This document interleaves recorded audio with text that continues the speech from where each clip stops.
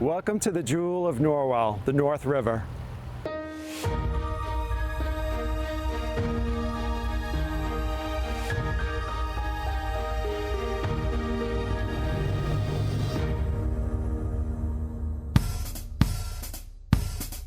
I'm really happy to be out on the North River today in collaboration with the North and South Rivers Watershed Association and joined by Sarah Grady and Brian Taylor. Brian is an educator with the association and Sarah is the ecologist.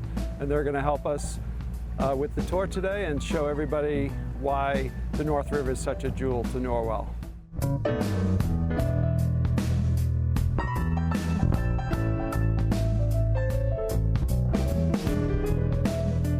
So Sarah, could you tell me a little bit about yourself and your background? Sure. So I am the watershed ecologist for the North and South Rivers watershed, and I'm also the South Shore Regional Coordinator for the Massachusetts Bay's National Estuary Program. So my specialty is in the ecology of estuaries where rivers meet the ocean, looking at everything from salt marshes to river herring to things like eelgrass. Wow. So what brought you to this area?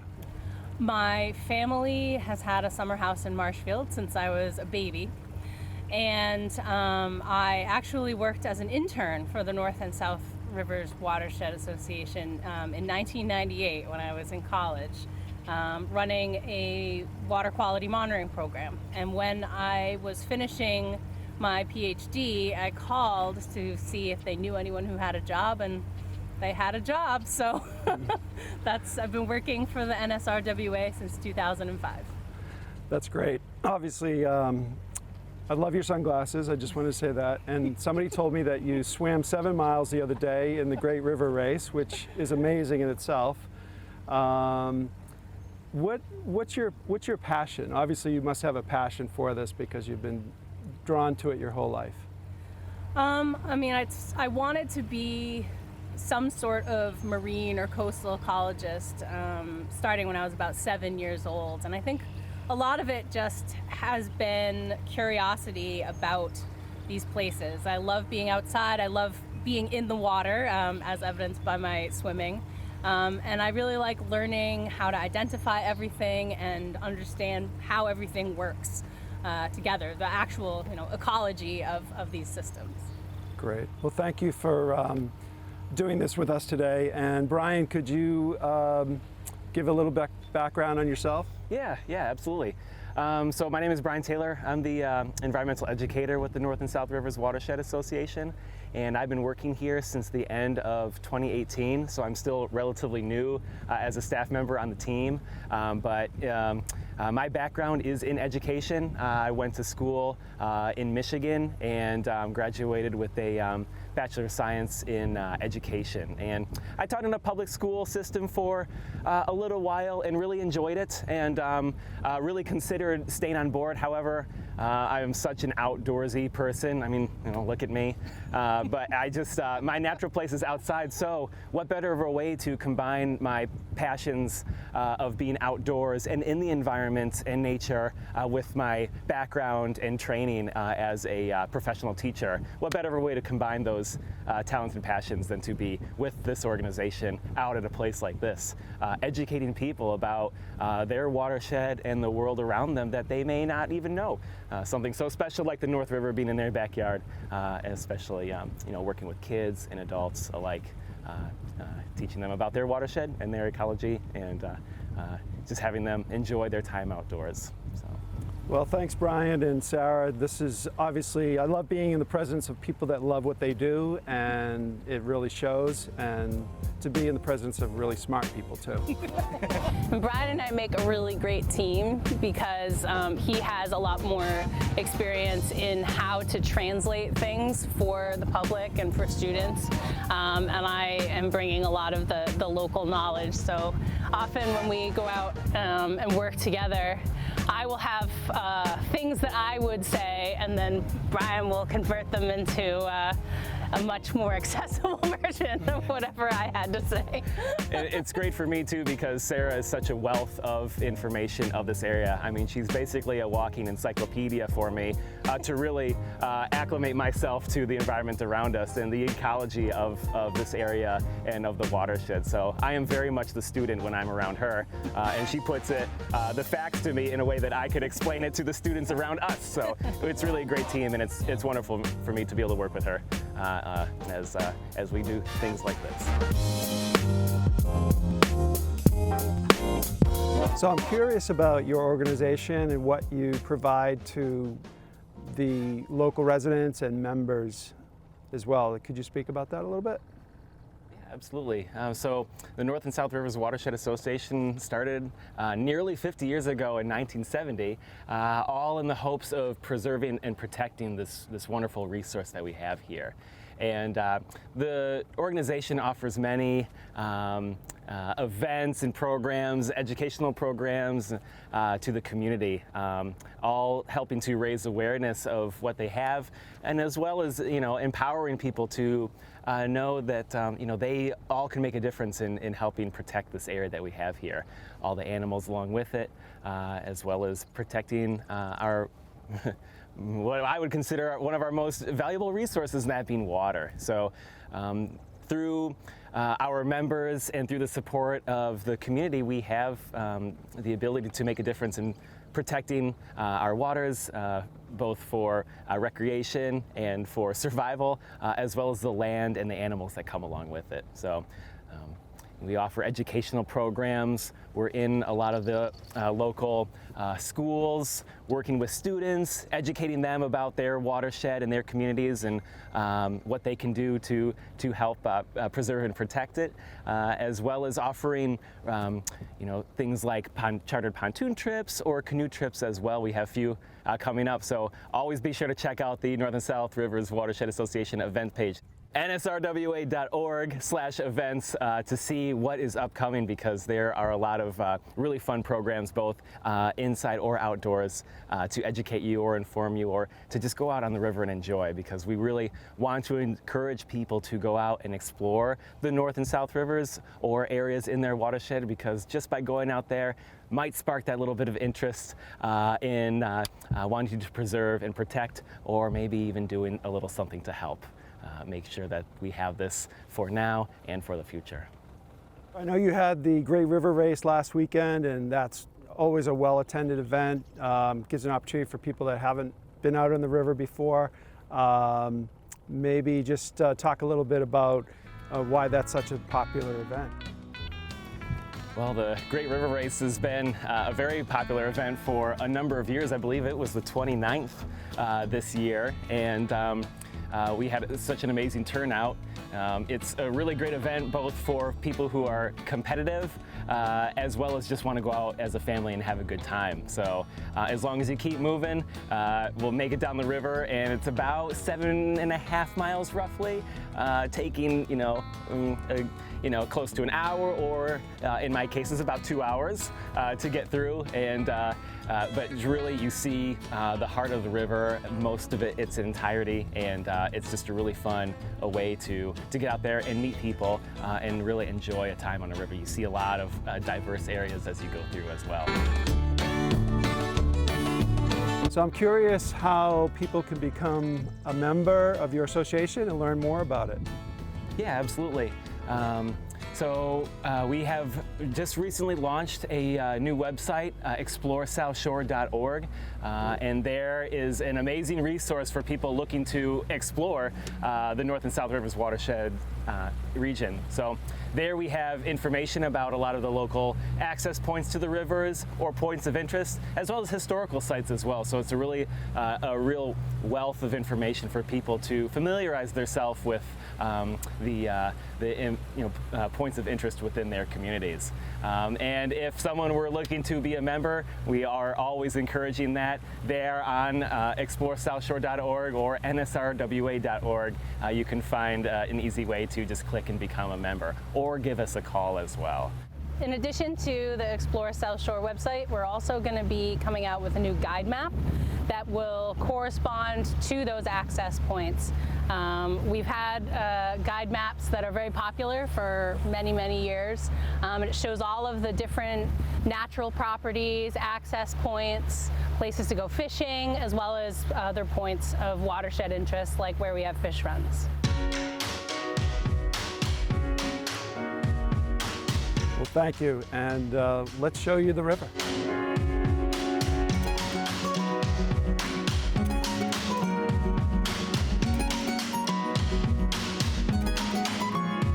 This area that we're going through is known as Rocky Reach, or as some refer to as the Rapids.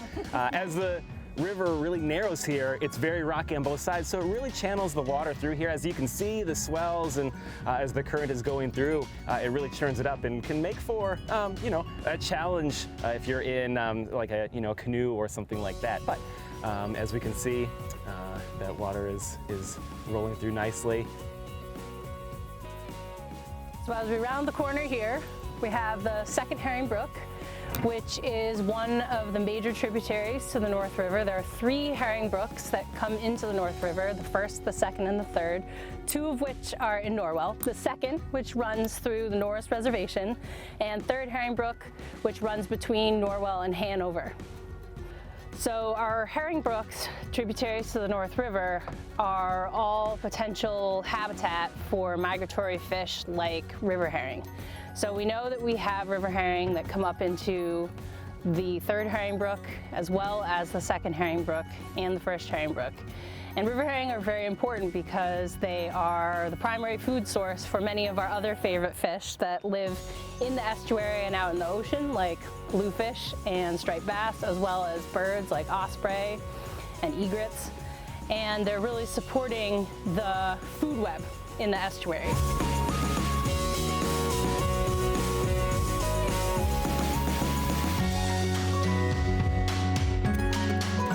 The North River is a tidal estuary, and it has salt marshes on both of its banks up until the salt water is no longer a major component of the water. The salt marshes are distinguished by grasses that can tolerate being underwater for part of the day during high tide.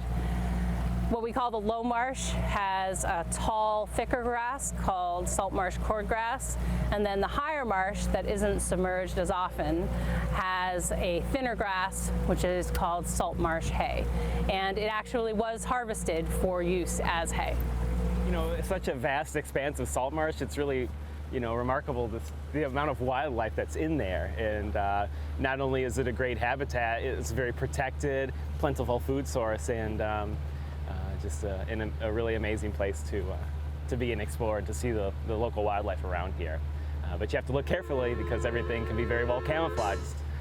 So there might be something right by you that you don't even know. So definitely when you're going through here, keep a lookout, keep your eyes open and your ears you know, out, and to make sure that you're experiencing the wildlife here to its fullest.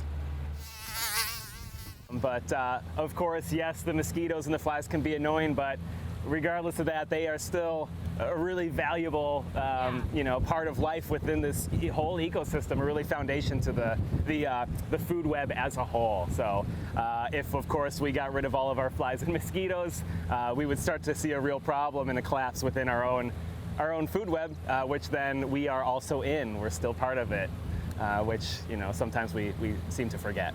So. But, you know, the ticks really won't be a factor here, obviously, on the water. And so, yeah, the flies can be annoying, but sometimes just a good swat is really all you need, as we've been doing here pretty much all morning. Or getting in the water. That is a great point. They will not bite you if you're in the water. That is a great point. Definitely. Sarah knows best about swimming in this water. She's quite experienced and an adept swimmer. So, and I can attest this water right now here in mid-July feels fantastic.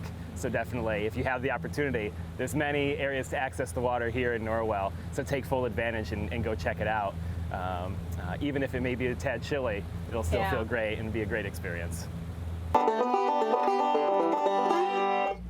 So Sarah, I'm curious, how far inland does the North River go?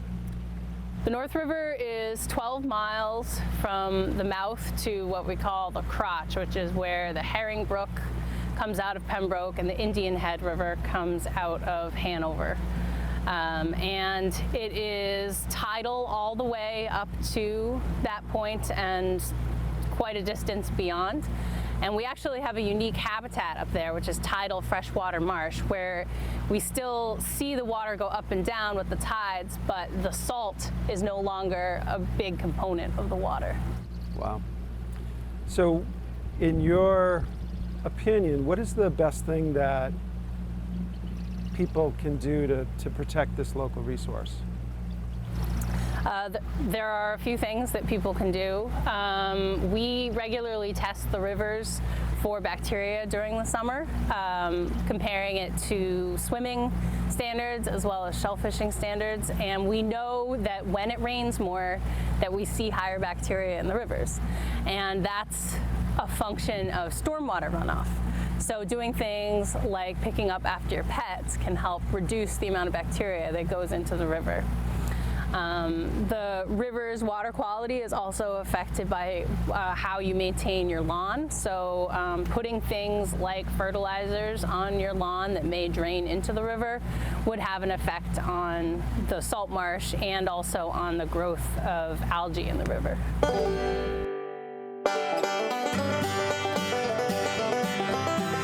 The history along the North River is really fascinating. Of course, going back to when the European settlers were first starting to inhabit the lands prior to or after 1620, and this area, being very much dependent on the salt marsh around here, and harvesting that hay, and then later, when the shipbuilding really started to take place here along the North River, it would have been old growth forest, huge stands of really tall trees, a lot of white pine, which that soft wood would make great masts for the large ships that were being built here. So there were countless shipbuilding sites along the river, many of which were here along the shores of Norwell, and where ships all ranging from just a few tons to in excess of 300 tons ships would be built here.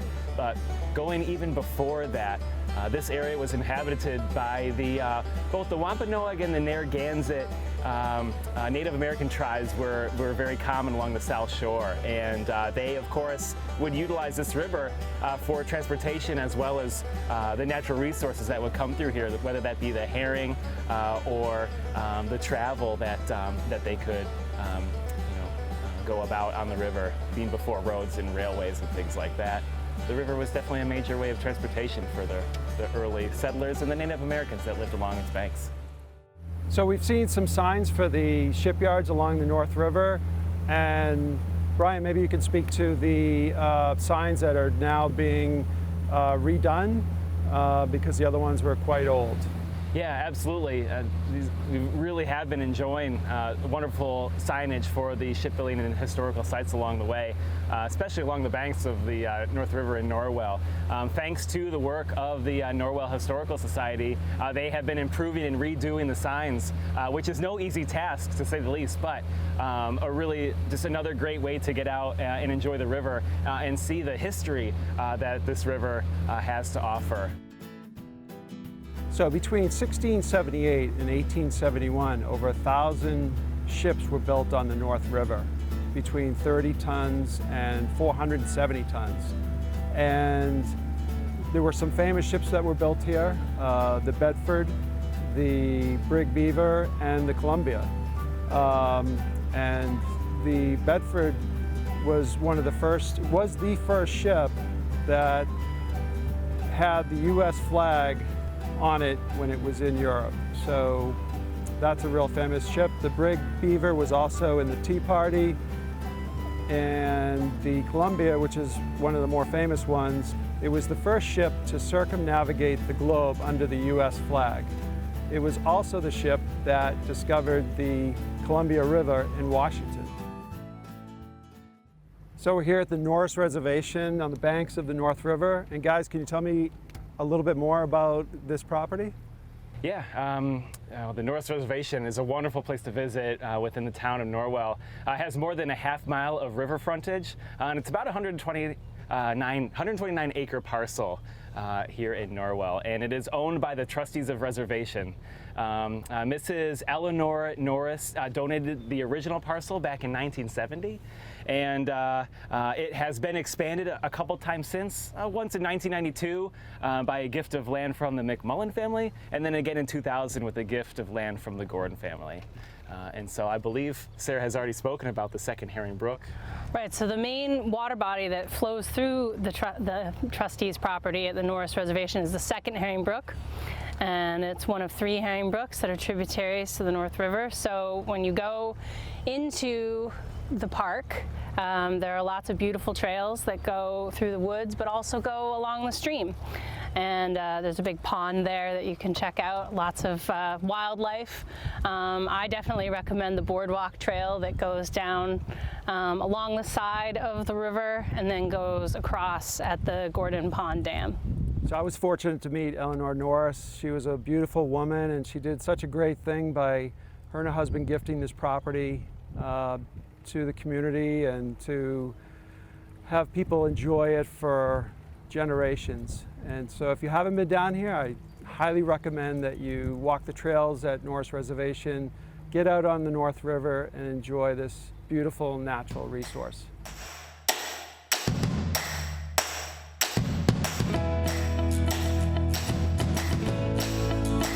So I want to thank you for joining us on our North River tour this morning in this beautiful summer, and I want to thank Brian and Sarah and Captain Mike for helping and collaborating and teaching us so much about this beautiful resource. Please get out and enjoy the North River and keep it clean and be safe. Thanks for coming out, and see you on the river.